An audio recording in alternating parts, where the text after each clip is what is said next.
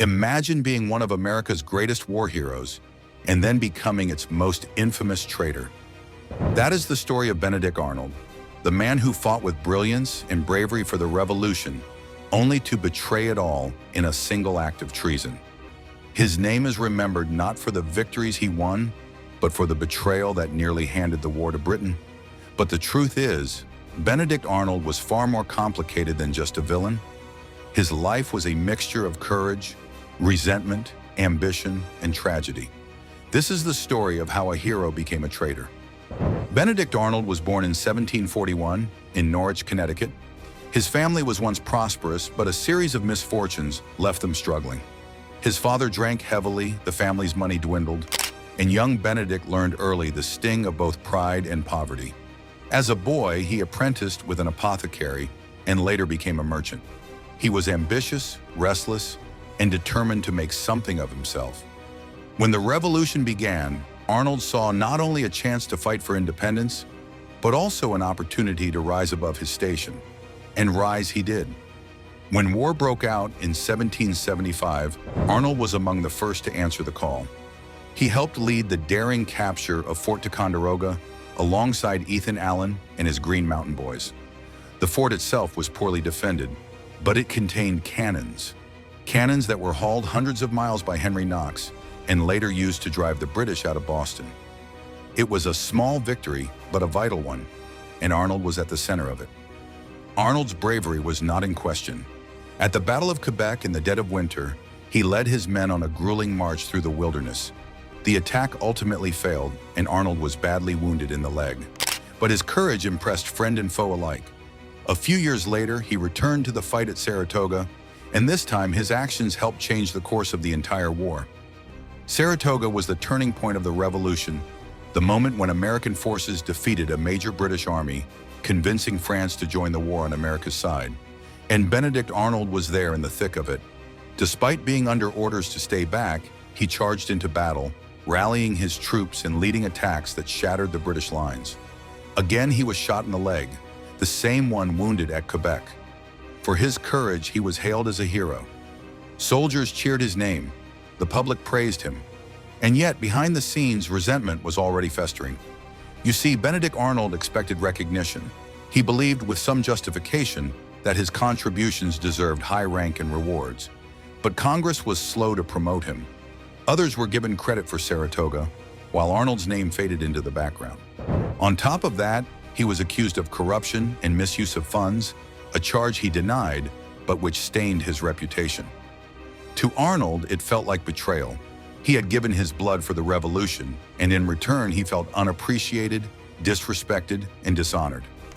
It was around this time that Arnold's personal life took a decisive turn. In 1779, he married Peggy Shippen, a young woman from a prominent Loyalist family in Philadelphia. Beautiful, charming, and connected, Peggy had once been courted by none other than Major John André, a British officer and spy. Through Peggy, Arnold found a link to the British, and soon he began secret correspondence with André. Arnold had grievances, but he also had ambition. He convinced himself that Congress was corrupt, that the revolution was doomed, and that his loyalty to the cause had been wasted. Or perhaps it was simpler than that. Arnold wanted money, rank, and recognition, and the British were offering all three.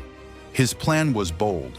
He secured command of West Point, a strategic American fort on the Hudson River. If West Point fell, the British would control the river, cutting the colonies in two. Arnold offered to surrender it in exchange for a British general's commission and 20,000 pounds. The deal was set. America's greatest traitor was about to strike his blow, but fate had other plans. Major André, carrying papers that revealed Arnold's scheme, was captured by American militiamen. The documents exposed everything. Arnold, warned just in time, fled West Point and narrowly escaped capture. He rode to British lines, leaving behind his honor and reputation forever. André was not so lucky. Despite pleas for mercy, he was hanged as a spy. His death was mourned by many, even his enemies, for André was seen as gallant and noble. Arnold, by contrast, was branded a coward. George Washington himself felt the sting of personal betrayal. He had trusted Arnold, and now that trust was broken. From that moment, Benedict Arnold's name was forever linked with treason. He fought briefly for the British, leading raids in Virginia and Connecticut, but he never found the respect he sought. The British saw him as useful, but never fully trusted him. He was an American who betrayed his own cause. Why wouldn't he betray theirs? He was paid, he was given rank, but he was never admired. In America, the hatred ran deep. His name became synonymous with betrayal. Arnold was spat like a curse, printed in pamphlets, and etched into memory as the definition of traitor. No matter what he had accomplished before, nothing could erase the stain of his treason. In his final years, Arnold lived in England, then in Canada, then back in London. He tried to start businesses, but they failed. He sought recognition, but it never came. Old wounds in his leg made him limp. His health declined. In 1801, he died at the age of 60, bitter and broken.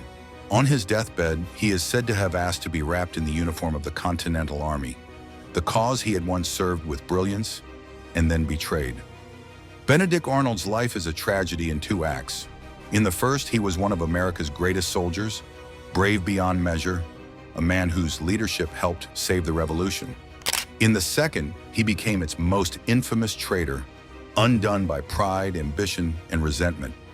His story is a reminder that heroes are not always pure, and villains are not always without greatness. Even today, his name is a byword for treachery. To call someone a Benedict Arnold is to accuse them of the worst kind of betrayal. And yet, if he had died at Saratoga before his bitterness consumed him, history might remember him as one of America's greatest heroes. Instead, his legacy is sealed by the choice he made: to trade honor for ambition, loyalty for betrayal. So what do we make of Benedict Arnold? Was he a brilliant general ruined by a corrupt Congress? Was he a victim of his own pride? Or was he always destined to become a traitor, remembered not for the victories he won, but for the betrayal that ended them? That question lingers, and perhaps it always will. Because Benedict Arnold's story isn't just about one man.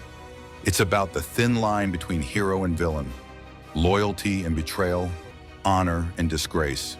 And it is a story we will never forget.